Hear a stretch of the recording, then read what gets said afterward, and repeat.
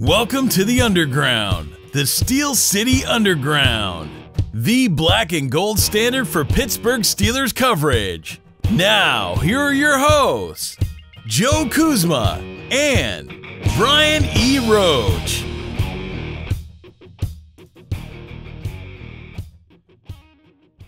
Hello, everyone, and welcome to another edition of the Steel City Underground podcast. My name is Joe Kuzma, still losing my voice, still can't breathe out of my nose.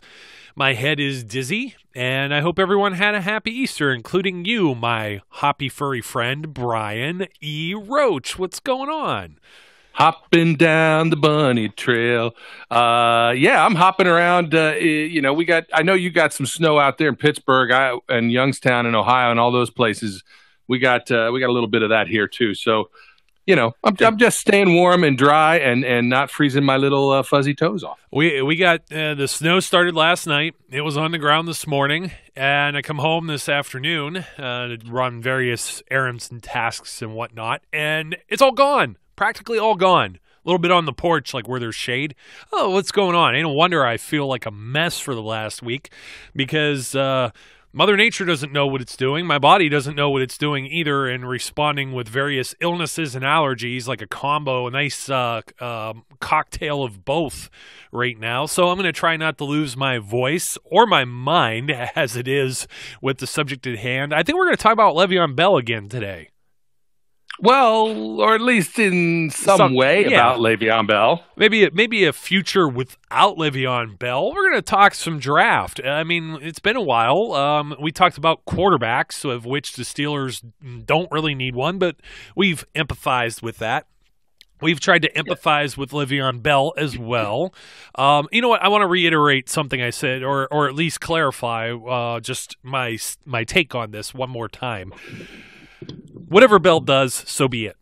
I'm good if they don't have him, even this season, to be completely honest. And I'm cool if he wants to be around beyond. But I have a problem with this comment about being the villain when he wants to be a hero and trying to say that the whole city has it out for him. This is a young gentleman who's already made a lot of money and will make more money, but when you say you want to be a Pittsburgh Steeler for life, basically, and play your whole career here, and somebody puts, I allude to this meme we put out, this Always Sunny in Philadelphia, where he puts the plate on the table and the other guy throws it down the hallway. That's Le'Veon Bell getting the contract. Just throw it right out the window. Not good enough.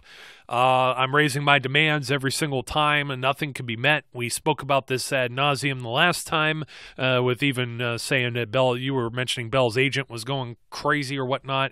Today's topic, I think, is if there may be a cheaper alternative to having a Le'Veon Bell, i.e. the draft. We'll get to talk about some running backs here. But if Bell's not around, that's it's a lot more cap room to work with, not only for maybe free agents, but keeping some of the players that you've drafted yourself, being the Pittsburgh Steelers organization, guys that you have drafted yourself and helped to build your roster with, retaining their services as well, with the amount of savings you could get by not having to pay Le'Veon Bell twice as much as the next highest paid back. Absolutely. We got some great commentary on that podcast. And I think people there's some folks got a little, I guess they have that Bell, those Bell blinders we talked about. And, they don't want us to bring up the negatives. And I just want to stress, I think both of us, if you pinned us to the table, we'd probably rather have Bell because he's adjusted to the offense, he knows the offense, than not have him. But if the choices are, have Bell and lose any ability to re-sign players that are going to come up over the next 2-3 years because of being strapped for cap space or losing Bell, well, that's we'd never be in that position. The Steelers are not going to put themselves in that position. As Bob Labriola and everybody else loves to say, the Steelers are undefeated in contract negotiations because they are. They know what they can and can't do. And, I agree with you. I think there's a certain amount of frustration that goes along with the fans who think, if you're a Steeler, then that's everything. And you should be into the history of the team. You should be into the legacy of the team the same way that we are. But we do have to realize that as players, these guys this is a job for them and they're trying to get paid. But nonetheless, if I walked out tomorrow and went to my employer and said, hey, you know what? I'm the Rico Suaviest programmer in the world, and I deserve to be paid like not only a programmer, but a design analysis and a UI interface adjuster and everything else. So I need, more money than any programmer in the history of the world has made. They're going to let me walk, and I'm going to walk and find nobody who's willing to pay me that. So it's just not, you got to stay in reality to a certain extent. That's great. I like that example. It reminds me of like CEOs or these high ranking executives in companies, and why they get paid what they get paid is because there's only so many of them that are worth their salt at doing the job that they do. They're all competing for one another, bidding for one another's services. And that's kind of the NFL, except for the fact that maybe, if you're a CEO, you're talking Fortune 500, that's 500 companies you could work for, as opposed to just 32, actually 31, because you're talking about the team you're going to leave, being the Pittsburgh Steelers. So yeah, that's basically where I'm at with Bell. You said something really good, and I lost my train of thought, and I hate when that happens. It'll come back to me. Always does. Always boomerangs back. But yeah, today we're going to talk about the draft, and actually I want to begin this by talking about previous drafts, because what my train of thought was, I was talking about in the last show whether or not, with your job, if you were on a contract basis, Brian, and your contract was up and they had a clause, your employer had a clause to keep you on board for another 12 months, for another year. And they optioned the clause, and all you have to do is sign on your end. I don't think they would appreciate if you decided not to sign for 3 months and didn't show up and put forth any work on the projects or anything that needed done at said employer. And then all of a sudden, then you sign it afterwards because it's not rescinded or whatever. And when you're going through this charade constantly year after year, it's a headache, and it's wasting a lot of people's time. And I think they would rather not have to deal with the mess. And when you keep making concessions and you keep making offers in order to maybe have you longer than that 12 months or that year, or be it the 2018 season, and you keep rejecting it, but I want to be here for 3, 4, 5 years. I'd like to be here before I retire. But no, that's not good enough. And you look around and you're like, well, you know what? There's a whole crop of potential suitors coming up, and they cost a lot less, and it all depends on, other people are bidding on them, but we're going to go through all these rounds now, and if I don't take them with my first pick, maybe it's my third pick, they're not going to be anywhere near as expensive as this guy I got right now, and could possibly do the same exact job, because you know what? The other guys that are on this team that are with you, Brian, and of course, I'm alluding to Le'Veon Bell here, they do a pretty darn good job too. And maybe this guy I bring in, maybe combined with the guy I had there last year, that I brought in new as maybe an insurance policy, they might be able to do a nice little job too. Maybe not as great or as good or break all these records or whatever, but they might be capable enough. And I want to look at some of these past drafts. I went back, not only last season, let's see how far back this goes. I went back to 2012, and I was looking at how many running backs were at least decent, and where they fell and what rounds and whatnot they came up with. But I'll let you throw in your 2 cents real quick before I dive into these numbers. It's look, the realistic way that the NFL works is as a business, and it's been. There's a reason that the running back market is undervalued. Yes, they touch the ball quite a bit, but other than that, they are like the bricklayers, so to speak, or the construction workers of the NFL. They're going to do a lot of work. They're going to work hard, and they're not going to get the same respect as the movie stars and the big name guys. Yes, they're exciting, but for the most part, you don't need an elite running back to win a Super Bowl. It's just been proven out. I mean, both the teams in the Super Bowl last year, we've talked about this many times. Running back by committee. You need capable players at those positions, but you can find capable players at those positions deep into the draft most years. That's why running backs for a long period of time didn't go in the first round, and even when they did, people couldn't stop talking about it. They slid out of the top 10. Sometimes they slid out of the top 20. And there was a constant waiting for, who's going to be the first running back off the board. And you just kept waiting. Well, that's why, because these guys, they're not a dime a dozen, but they're the workhorses, but not the elite pay level.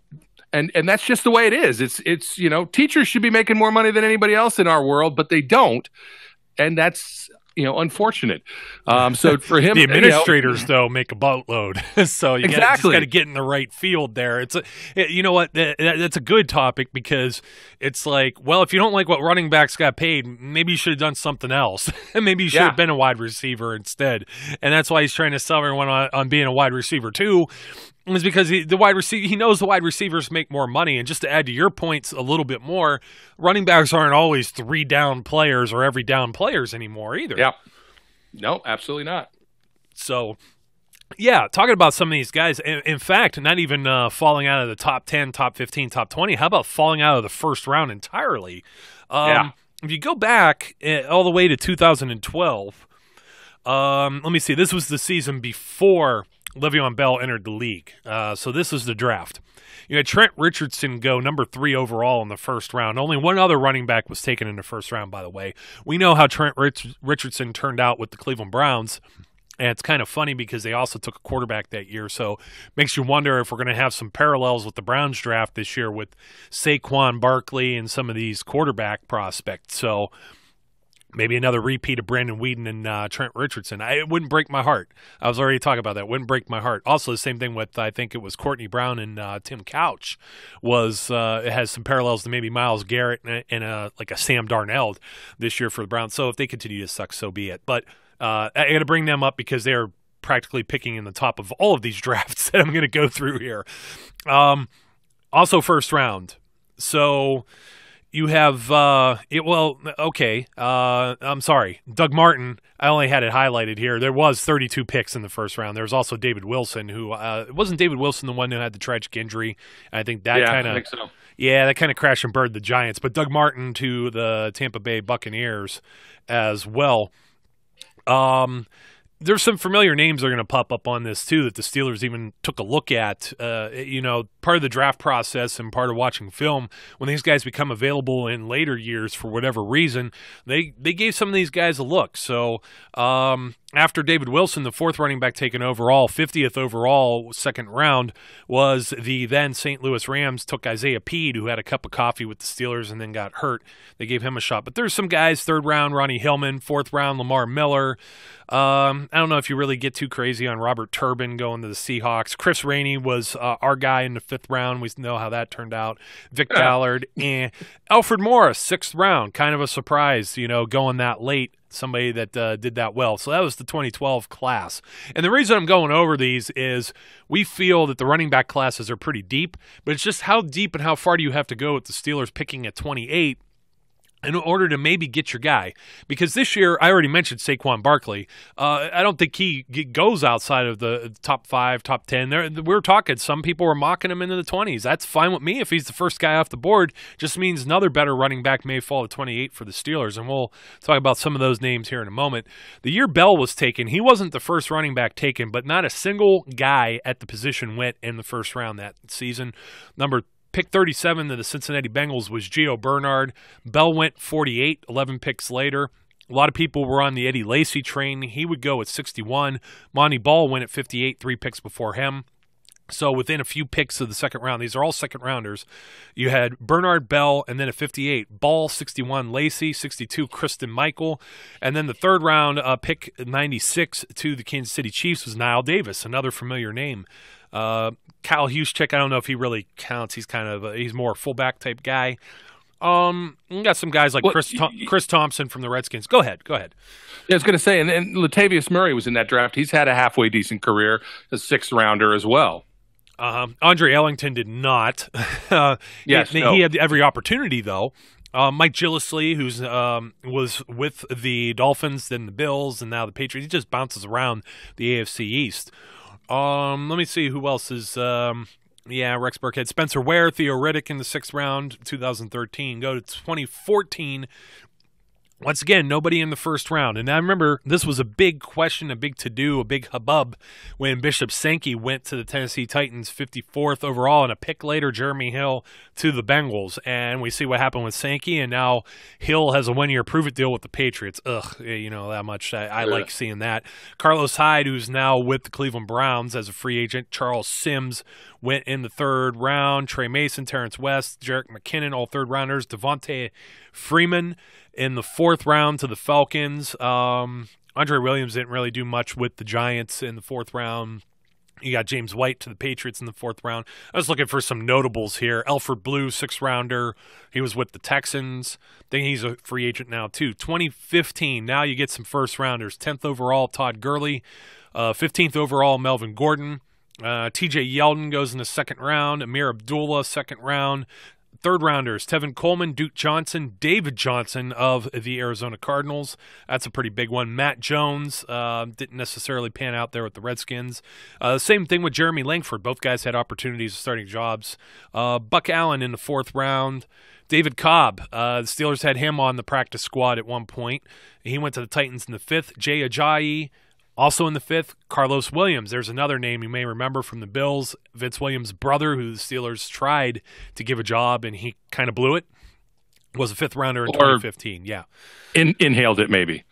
Ooh, puff, and then pass, I guess. Yeah. Something like that, maybe. I don't know. He wasn't in the best of shape either, so I always feel bad when this happens with these players. I mean, this is, I think, the thing that really grates people with Le'Veon Bell as well, is you see somebody like a young man like Carlos Williams who had such a tremendous opportunity in more than one, and it just, they squander it. And I think that's what people feel Bell is going to end up doing by not – everybody thinks hometown discount. A lot of players think I need to make as much as I can and get it when I can. But you're building your individual brand too, because somebody like Le'Veon Bell, who can be an all-time great, especially with a team like the Steelers, when you get in on a lot of these NFL teams, you're going to be invited back. You're going to be at functions. You're going to sign autographs. You're going to sell merch. You're going to do all these things, speaking engagements, whatever. Guess what that does? That's income coming back into your pocket still. You got to keep that brand going, and right now it's not really enduring to anyone. So reminds me of the April Fool's joke that was just played yesterday, Brian. Did you hear? Reportedly, James Harrison gonna come back for one more year with the Steelers. It was a joke, folks, and I had a lot of fun writing that, but got a lot of gullible people, and some that aren't. Some that said it's April Fool's. Some people actually read the article and saw that it was April Fool's, and really wasn't trying to fool anybody. It was April Fool's Day. I just like to have some fun. But I thought about that with the Harrison thing. I'm like, this is way too early for something like this, which is why it's a great April Fool's prank. So I thought of Bell with that as well. 2016, not sure if you have this in front of you too. Zeke, number 4 overall. There aren't very many Zekes that come out of college into the draft that are a sure thing. Nope. Nobody else in the 1st round, by the way. Derrick Henry, pick 45, 2nd round. So, what, about a third of the way in, 10 picks in or something like that into the 2nd round. And I'd say he's got a bright young future. Kenyon Drake, 3rd round, Miami Dolphins. We saw him beat up some teams this year after Ajayi left there. CJ Prosise, didn't do much of anything, also a 3rd rounder. 4th rounders, Kenneth Dixon with Baltimore. I don't know. Devontae Booker didn't really pan out. 5th rounders, DeAndre Washington, Raiders. Paul Perkins, Jordan Howard, Chicago Bears. How about that one? Yep. Pretty solid pick there. Alex Collins, with Seattle, but now with the Ravens. He had an okay season last year. Let me see. Derek Watt. I hate that. He needs to be DJ Watt. Why doesn't he get on board with everyone else? You got JJ Watt, you got TJ Watt, and his name's Derek Joseph. He's got the initials. Come on, man. You're screwing it all up. So last season, finally, 2 guys first round, Leonard Fournette, Christian McCaffrey, both go in the top 10 picks. Delvin Cook, he had his season cut short, but it was looking pretty promising. He was a second-round pick, 41 overall. Second-rounder Joe Mixon. I just say the Bengals didn't know what to do with them, and they had a crowded backfield, so that'll be interesting this season. And then you get the third round. You get Alvin Kamara. You get Kareem Hunt. You get Donta Foreman. You get James Conner. And then fourth-rounders are Samjay Perine, Tariq Cohen.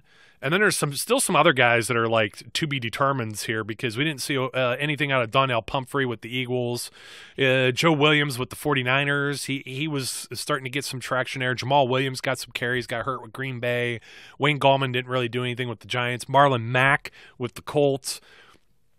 There's plenty of guys that are there, and then if you go further down, I mean, it's hard to say based on just 1 year. I mean, Aaron Jones got a few carries because of the other injuries with Green Bay. Yeah. They took 3 running backs last year. I mean, that was crazy. And then there's the seventh rounders. There's Chris Carson with the Seahawks, who had some flashes, and Matthew Days, who got a few touches with the Browns. There's a lot of probability here in the first, second, or third round that the Steelers could get their guy. Not only get their guy, but we're talking somebody. I mean, you're looking at Kamara and Hunt on this list. Foreman with the Texans before he got hurt. Even Connor. Connor didn't really get that many carries. Connor could easily be part of this class too, or one of these gentlemen coming out of out this year, declaring for the draft for 2018 here, a little less than a few weeks away now. The Steelers Absolutely. could get a tremendous back and just say "C'est la vie" to Le'Veon Bell. I'm going to tell you right now, they could get my number 1 back. Is it my who guy? I think is yeah, it is absolutely because it's not your guy. It's not the guy everybody else thinks is the number 1 back. It's the guy I think is the number 1 back because you and I have talked in the background, and the guy that most people think is the number 1 back, you and I think could be a bust. Yeah, that would be Saquon Barkley, by the way. And me and Terry, we were talking about this because a lot of people don't pronounce his name correct, so I'll let you do it. Darius Geese. Geese. It's Geis. Geese. Nice. Gweesy. Ice. Yeah. Gweis, baby. Oh, jeez. Poor guy. He's not going to want to come here if we keep making fun of him. He can't say his name right. If he comes to Pittsburgh, we'll figure it out in two wing waggles of a rabbit's tail. I don't know what that means. I ain't got the slightest clue. But yeah, that would be the LSU running back, and I'm pulling up his stuff right here. A lot of people really like Barkley, but I mean Barkley's 6 foot 233, but Geis 5'10", 212.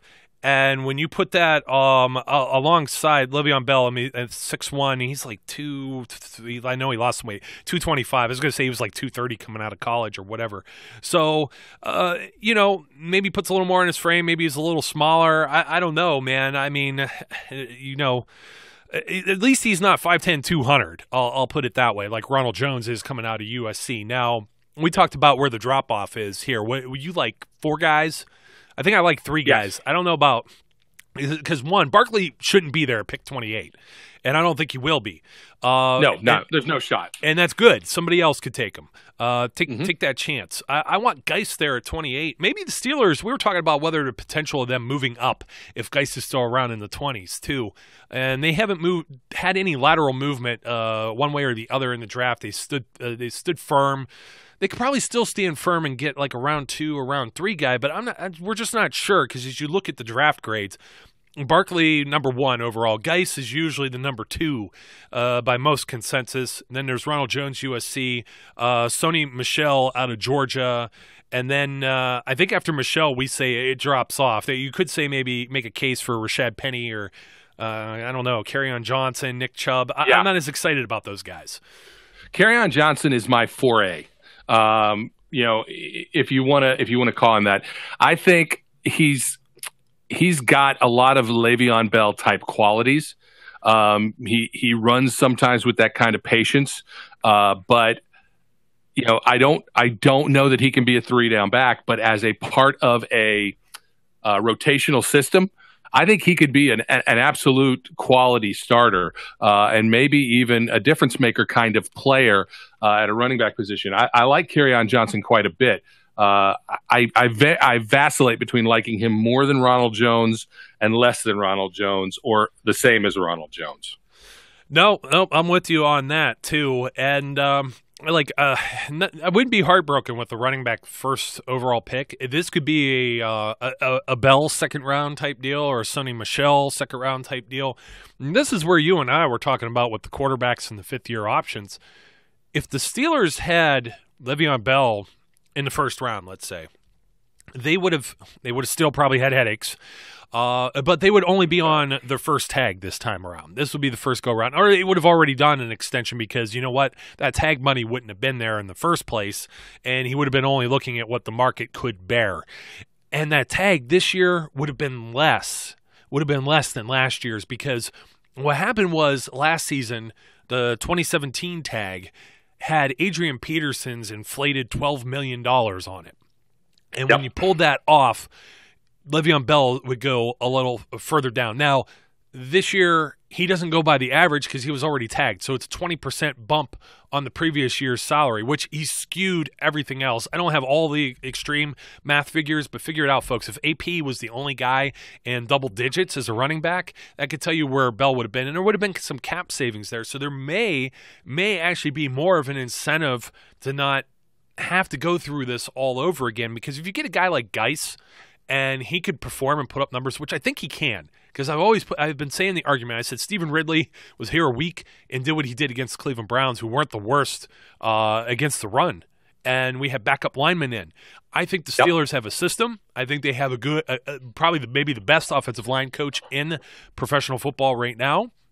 I think they have one of the best lines in professional football. And when you have a guy that's in his 30s, early 30s, like D'Angelo Williams, and he's always one of these AFC players of the week type thing at the beginning of the season when Bell is suspended, or he's in there when Bell's hurt and he's putting up these big games, also catching the football.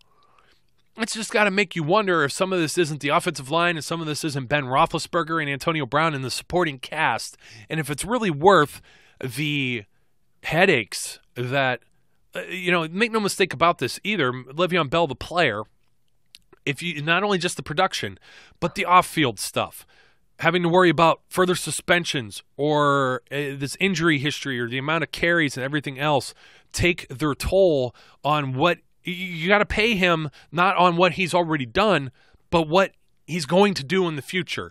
And that bit the Steelers in the behind once before with one Lamar Woodley, who was an amazing player, got tagged, got that all reworked, got the biggest money deal for a defensive player in Steelers franchise history, and then the balloon let the air out, and it was nothing else. Yeah, look, there are because we've beaten the bush a bit about Bell, his situation and whatnot, but the truth is that there are at least options in the first 3 rounds and maybe even as deep as the 5th round in this draft for guys who can probably come in and contribute immediately. Now, we threw out the idea of a sign and trade, and people have been bantering that about and thinking, yeah, it's the best idea. Remember that he has to be willing to do it, which means there's going to have to be some kind of preconceived negotiations with whatever the destination team is to say, yes, we're going to pay you what you want to get paid, and we're going to make it all work. So sign your tag so the Steelers can trade you to us. Because they can do nothing until he signs the tag, not a single thing. Don't forget, he threatened to sit the season out, too, if he were tagged and not play under the tag, which I don't believe he would do. But you know what? If he's going to do something boneheaded like that, you got to prepare for what he said. So it's not a question of whether I think they're going to grab a running back. I think they will grab a running back. It's a question of when. And you know what? They could do it in the first 2 rounds. Absolutely, they could. If Geis falls to them and happens to be on the board at 28, it's going to be tough to say no because the situation is such that unless they do figure out how to work out a deal, unless Bell, somehow comes to the realization that just because he says doesn't mean it's real. Just because he says his value is 17 million plus a year doesn't mean his value really is 17 plus a year. And unless he comes back into what is a real market value, they're not going to get a deal done. And they have to be aware of that. As much as Kevin Colbert wants to keep saying he's really, still positive something will happen, they have to at least consider the possibility that it won't. And that means that 2018 would be Bell's last season in Pittsburgh. And if that's the case, they need somebody there when that season ends, and somebody who can potentially step in along with James Conner and fill those shoes to a certain extent and make the offense maintain its dynamic, ways. Oh, I'm feeling you. Now, here's the question. Could they roll the dice and do, just a late round guy? Because remember, they're missing, how many picks are they missing? They got 2 5s and 2 7s, so they're missing a 4 and a 6, I believe. I think there's a good chance. What I think that could happen is, let's say that somebody like Kerryon Johnson or Sony Michel is there in the second round, but they think they're going to go before they can pick. If Geis has been off the boards, I don't think they take Ronald Jones. No. I don't think he's a good fit. Rashad Penny is bounce happy. He likes to bounce stuff to the outside too much. That bothers me. I would rather have a guy who's a little more disciplined. And that didn't work well against the Jaguars either. Not at all. So I don't think Rashad Penny is going to be a guy that they look at. But again, Kerryon Johnson or Sony Michel could be guys that they have interest in. And if that's the case, and they are worried about them in the second round disappearing before they pick, I can see them packaging one of maybe their top 5th round pick and their second to move up. It'd be too steep to try and jump too far, but it's possible that they could make a move in the second round. Yeah, and they don't have the ammo unless they trade 2019 picks or players, and I don't know that they really have players that they're going to be giving up that somebody else really wants as part of a package deal like that either. My main thought was is if they just bypass this part of the draft, because if you're looking there at 28, and let's just say Geis was there, do you take Geis over, I don't know, let's say Rashaan Evans is there or Leighton Vander Esch, or I don't know. I don't think Vander Esch is going to go. If he escapes the first round, does he fall into the second, like when Stephon Tuitt had first-round grades where the Steelers can nab him up there? I don't know that would happen, and I don't know if they like somebody else better. Like, one of our other favorites in the back rooms is Josie Jewell. Yep. I know we haven't really talked about linebackers, but Josie's a second or third round grade right now. So my thought more or less was they could kick the can another year and see maybe if they're in the same spot and see what kind of prospects are around in 2019. They probably already have an idea of who might be coming out of college then too, whereas we're not looking that far down the road. You know what I mean? Some of the draft experts aren't either. And all this silliness about quarterback or whoever's there, if you have some of these other names, Justin Reed, one of the safeties, I don't know. Yep. It makes it a very difficult factor because of the uncertainty that has been Le'Veon Bell. Yeah, I think that the only way they roll with somebody like Geis, if he's there, is if the more immediate needs simply don't provide value.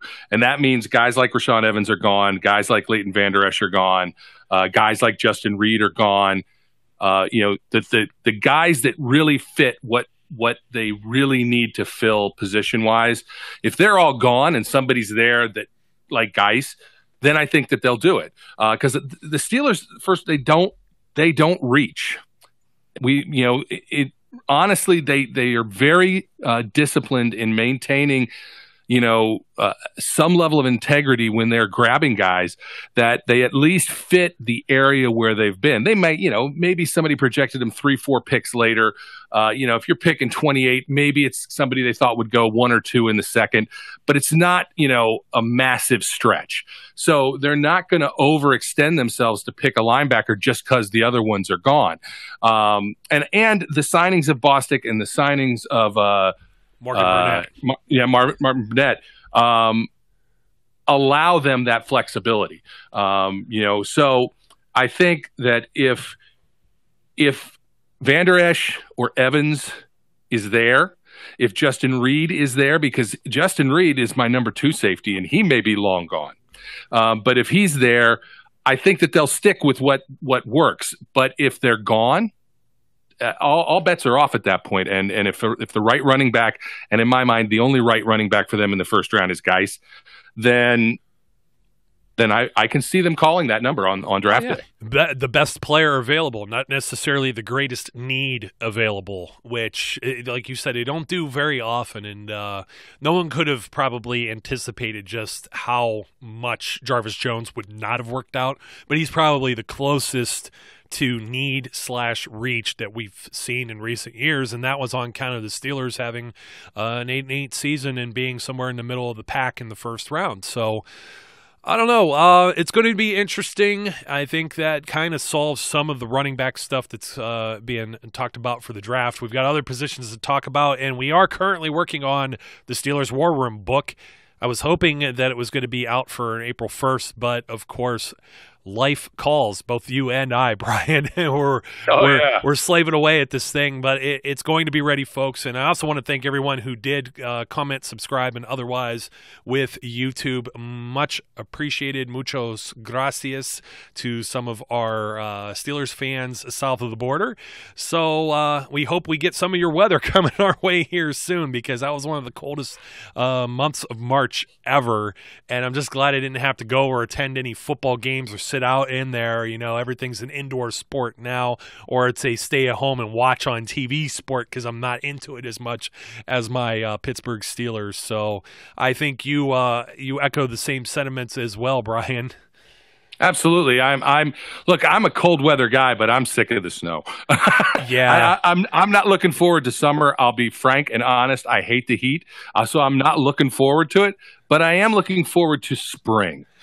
Just, moderate temperatures for a little while, and I'll be content. I just want to take a quick second again. We got a couple other people to enter the March Dimes contest. We've got now a little less than a month before the walk. You can win a signed, autographed jersey from Troy Polamalu. Just jump on our page, go to the March of Dimes contest page, click on the link there, make a donation. For every $1 you donate, you get entered in a chance to win the jersey. I think it's a really nice prize. It's obviously a great cause. I'm near and dear to my heart. And as of right now, there's still plenty of opportunity. If you come in and you throw $10-15 on there, you've got a chance to win. So don't think it's out of reach. Yeah, and I'll be donating there, Brian, too, as soon as I get my next paycheck. I've been holding off on it, but of course, I don't get an opportunity to win. SCU employees are exempt, so sad face, sad trombone. Too bad, so sad. That's okay.